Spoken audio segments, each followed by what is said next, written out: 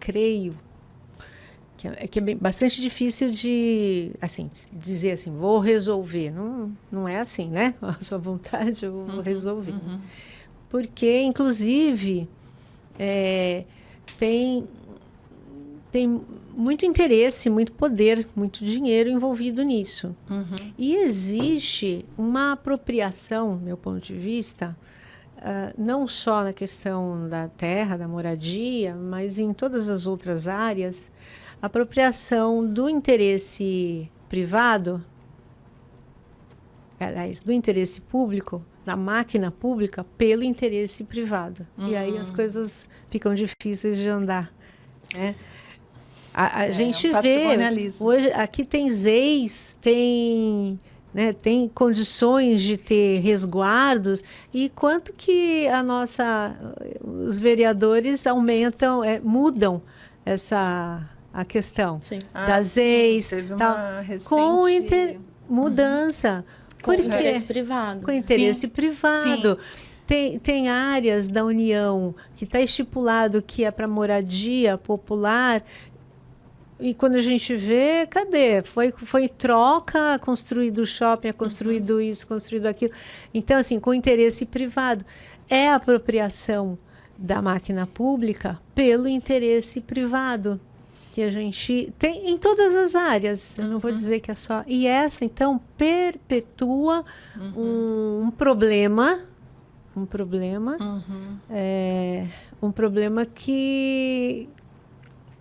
a contradição de todas as políticas públicas, né? Assim, ao mesmo tempo que atende a um suposto interesse social, né? Também atende ao interesse privado do capital, né? Acho que a gente nunca teve uma política habitacional ou uma política urbana que, de fato, tenha sido somente para um interesse social, puramente interesse social, né? Porque também envolve construção civil, que também é um outro, né? Um outro viés do capitalismo, né? Então, lidar com tudo isso é bastante complexo, né? Então, a gente chega a que a questão é a terra, né? Que é o nó da terra, né? Como diz a Hermínia Maricato.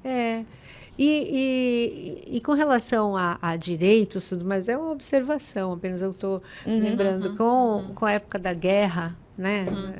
Da Segunda Guerra Mundial, como o socialismo estava ganhando muito a mente dos trabalhadores, inclusive, precisavam se fazer um contraponto a isso, foi criado o estado de bem-estar social. Então, a gente tem algo diferenciado na Europa, né? A gente pode colocar em questão da moradia. Por quê? Porque também existia o interesse de se manter, né? De não se ter os trabalhadores a favor do socialismo, digamos assim. Mas aqui não teve isso, né? E o terceiro mundo, que é sempre explorado, dessa maneira mais cruel, que você estava até contando, né? Não teve essa, digamos, oportunidade, essa alternativa. Agora, você trabalha em duas frentes, né? Na secretaria, o seu departamento. Sim, duas frentes que lidam diretamente com tudo isso que você falou agora. A gente trabalha na comissão dos instrumentos do Estatuto da Cidade. O Estatuto da Cidade vamos dizer assim, a norma federal que rege a política urbana, né? Ela é de 2002. Eu ia falar 2001. 2001. Que vai falar da função social da propriedade com esse contorno social, mais social. E, então, a gente faz a arrecadação de imóveis abandonados e a cobrança do IPTU progressivo nos imóveis que estão vazios, subutilizados e tal. E também estamos coordenando a revisão do plano de habitação. A gente tem um plano de 2009 e agora está tendo a revisão, porque graças à última revisão do plano diretor foi estabelecido um prazo para se revisar, o que é bom, porque aí Sim. a gente tem esse dispositivo. Então, ou seja, são duas frentes que são muito desgastantes, assim, do ponto de vista político, né? Porque a gente lida com essa questão, como você falou, né? O patrimonialismo, que é essa mistura do Estado do público com o privado, teve sempre presente, né, na nossa história. A capitania, as Sesmarias foram... essa relação. Foi o maior gesto de patrimonialismo que a gente possa pensar. E aí, e quando eu falo isso, assim, sempre eu gosto de contextualizar. Na época, foi o dispositivo encontrado e foi assim. E aí a gente tem que ir se adaptando. E é assim até hoje, né? Claro. A gente vai se adaptando ao modelo que é imposto. E aí esse patrimonialismo atravessou toda a história da habitação, da política urbana no Brasil. E aí, assim, nos dias de hoje, nessa lida, né? O que eu vejo, assim, sem querer ser romântica? Não sou, assim, a pessoa mais otimista do mundo, mas... a gente tem que lidar e ir buscando solução. Mas, assim, se eu fosse apontar uma diferença daquela época para hoje, ainda que exista interesses do mercado, patrimonialismo, que é um fenômeno global, não é nosso. Sim. Eu vejo que hoje a gente tem alguns meios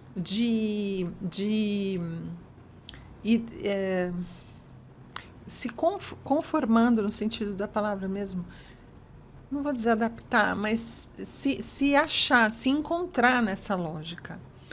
Que é o quê? Que eu vejo mais assim. Se apropriar da nossa história. Quando a gente se apropria, a gente tem muito mais fôlego para brigar, no sentido de lutar, para achar o dispositivo ideal para aquele momento.